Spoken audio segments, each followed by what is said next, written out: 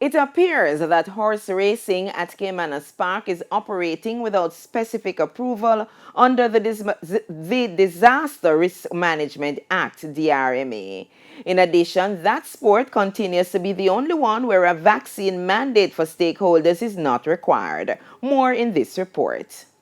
Documents obtained by TVJ Sports under the Access to Information Act revealed that horse racing, the first sport to resume after the COVID-19 pandemic shuttered the industry, did so on the back of a no objection letter from the Ministry of Health. The no objection letter, dated June 12, 2020, over the signature of Permanent Secretary Dunstan Bryan, was issued before the first set of regulations under the DRMA, which outlined the COVID protocols.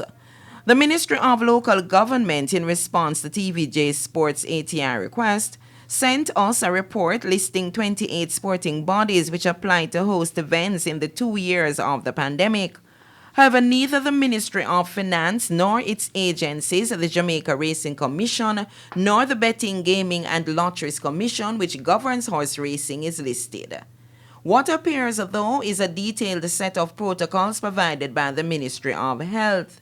In response to our ATI request, the BGLC stated that it sought no objection for the opening of horse racing on June 5, 2020.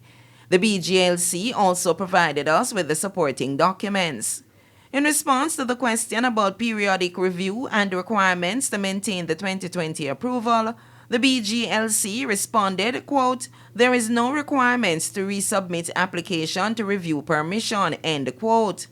The sport resumed with punters present at the track as well as off-track betting parlors before Jamaica had obtained COVID-19 vaccines.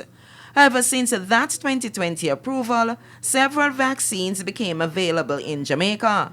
Sporting bodies have had to get approval for fully vaccinated athletes to compete and fully vaccinated fans to attend events. To date, however, there is no such vaccine mandate for horse racing at Caymanas Park.